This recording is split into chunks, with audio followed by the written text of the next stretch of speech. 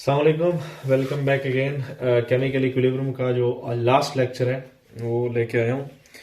आज हम पढ़ेंगे केमिकल इक्विलिब्रियम के लिए जो कंडीशंस हैं, यानी किन कंडीशंस में हम केमिकल इक्विलिब्रियम को जो है वो परफॉर्म कर सकते हैं, उसको हम आज डिस्कस करेंगे।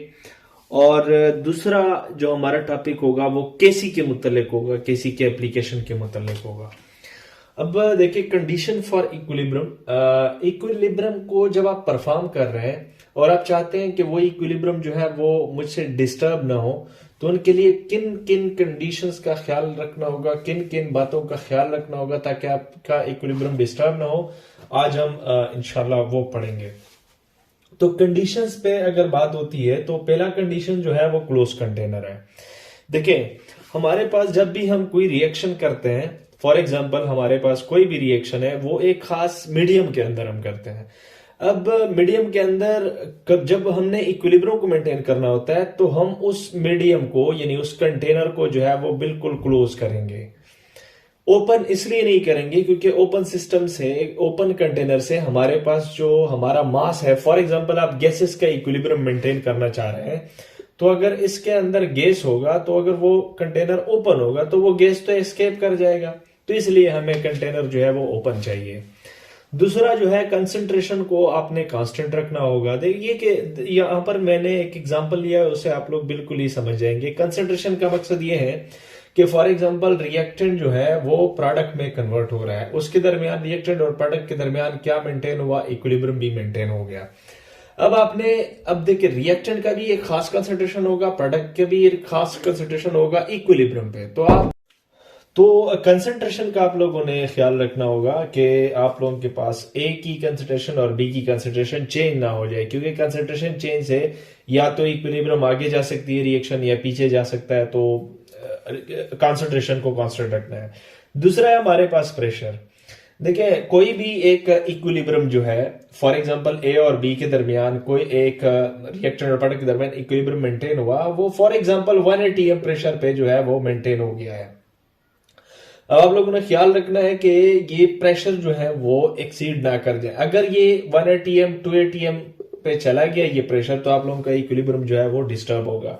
वॉल्यूम का भी ख्याल रखना है, वॉल्यूम जो है वो भी कांस्टेंट होना चाहिए। कैटलिस्ट जो है वो भी अनचेंज होना चाहिए। टेम्परेचर जो है वो भी बड़ा इंपॉर्टेंट है, बहुत इंपॉर्टेंट है।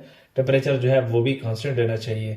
यहां पर मैंने एक इक्विलिब्रियम सिस्टम लिया हुआ है। फॉर यहां ये जो इक्विलिब्रियम है N2 और 3H2 2NH3 के दरमियान जो इक्विलिब्रियम मेंटेन हुआ है वो आप लोगों के पास 450 डिग्री 450 डिग्री सेंटीग्रेड टेम्परेचर पे मेंटेन होता है। अब ख्याल आप लोगों ने ये रखना है कि ना तो ये टेम्परेचर जो है वो इससे एक्सीड कर जाए, ज्यादा हो जाए, ना नीचे आ जाए, otherwise equilibrium back and fourth कर सकता है, आगे पीछे जा सकता है। दूसरा, ये जो इक्विलिब्रियम है ये 200 atm प्रेशर पे मेंटेन है, तो प्रेशर का भी ख्याल रखना होगा आप लोगों ने। अगर ये प्रेशर जो है वो ज्यादा हो गया तो हमारे पास देखें, अगर प्रेशर ज्यादा होता है तो कोलिजन ज्यादा होगा मॉलिक्यूल्स के दरमियान। किस तरफ कोलिजन ज्यादा होगा? देखिए, रिएक्टेंट की तरफ कोलिजन ज्यादा होगा। यहां पर अगर हम लोग देख ले तो 1 + 3 4 मोल पार्टिकल्स रिएक्टेंट साइड पे है और 2 मोल पार्टिकल प्रोडक्ट साइड पे है। अगर मैं इसके ऊपर 200 से एक्सीड करता हूं, प्रेशर 250 atm कर देता हूं, तो हमारे पास नंबर ऑफ पार्टिकल्स किस साइड पे ज्यादा है? रिएक्टेंट साइड पे। उधर कोलिजन ज्यादा हो जाएगी तो रिएक्शन जो है वो किस सिमत में जाएगा? फॉरवर्ड रिएक्शन ज्यादा हो जाएगा। तो ख्याल रखना है सारी चीजों का। ना तो एक क्लोज कंटेनर लेना है, आप लोगों ने क्लोज कंटेनर लेना है। कंसंट्रेशन जो है वो कांस्टेंट रखनी है, प्रेशर कांस्टेंट रखना है, टेम्परेचर जो है वो भी छेड़ना नहीं है हमने। वॉल्यूम को भी कांस्टेंट रखना है। और कैटलिस्ट जो है, अच्छा कैटलिस्ट का ये है कि यहां पर मैंने इस इक्विलिब्रियम को आयरन पे मेंटेन किया हुआ है। तो ये नहीं करना कि इक्विलिब्रियम मेंटेन हो गया तो मेंटेन्ड इक्विलिब्रियम पे आप लोगों ने मैंगनीज को इंटर कर लिया या फिर कोबाल्ट को इंटर कर लिया, कोई भी, इससे इक्विलिब्रियम जो है वो डिस्टर्ब हो सकता है। तो इसका भी ख्याल रखना होगा आप लोगों ने। केसी की एप्लीकेशन की तरफ आते हैं। देखिए, ये आप लोगों, इस पे मैं कल बात कर चुका हूं, आज फिर से रिपीट करूंगा इंशाल्लाह। केसी एप्लीकेशन में हमारे पास पहला जो एप्लीकेशन है वो predict the possible direction of reaction. यानी केसी की जो वैल्यू है वो पॉसिबल डायरेक्शन को प्रिडिक्ट करता है। कैसे प्रिडिक्ट करता है? ये देखिए, मैंने रिएक्शन लिखा है N2 + 3H2 और 2NH3 जो है वो हमारा रिएक्शन है। इसकी केसी जब हम कैलकुलेट करते हैं, केसी किसके बराबर है, प्रोडक्ट डिवाइडेड बाय रिएक्टेंट का। हमने कल बताया था केसी प्रोडक्ट की concentration divided by reactant concentration, ये उसका इक्वेशन है। तो प्रोडक्ट की तरफ कितने मोल पर डीएम क्यूब है, 2, और रिएक्टेंट की साइड पे 4 मोल पर डीएम क्यूब, 2 डिवाइड बाय 4 1/2, और हमारे पास केसी की वैल्यू आती है 0.5। तो ये 1 लेस देन 1 है। लेस देन 1 अगर होगा तो हमारे पास रिएक्शन जो है वो हमारे पास रिएक्टेंट ज्यादा है। क्या ज्यादा, reactant is inversely proportional to what, KC. तो हमारे पास देखिए रिएक्टेंट की कंसंट्रेशन केसी का इनवर्स रिलेशन है, यानी अगर हमारे पास रिएक्टेंट ज्यादा होगी तो केसी की वैल्यू जो है वो क्या हो जाएगी, 1 से कम आएगी। अगर प्रोडक्ट ज्यादा हो तो प्रोडक्ट और केसी का डायरेक्ट रिलेशन है, कल भी मैंने बताया था। तो प्रोडक्ट और केसी की वैल्यू अगर ज्यादा है तो प्रोडक्ट ज्यादा होंगे। तो यूं आप लोगों के पास इस रिएक्शन का जो पॉसिबल डायरेक्शन है, फॉर एग्जांपल मैं एक इफेक्ट पढ़ लेता हूं।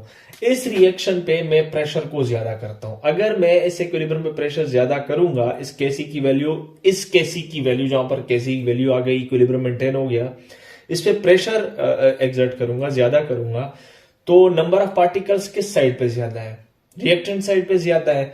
तो यहां पर ये आपस में कोलिजन ज्यादा करेंगे as compare to product side पे। तो प्रेशर इंक्रीजमेंट की वजह से रिएक्शन जो है वो फॉरवर्ड जा सकता है। तो केसी की वैल्यू जो है वो पॉसिबल डायरेक्शन को प्रेडिक्ट करने के लिए हम यूज करते हैं।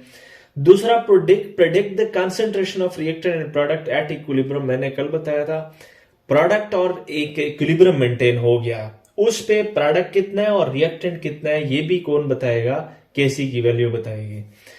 केसी जो है वो, अब कुछ पॉइंट्स है उसको जहन में याद रखना होगा आप लोगों ने। केसी अगर 1 है तो रिएक्शन जो है वो पॉसिबल इक्विलिब्रियम में मौजूद है।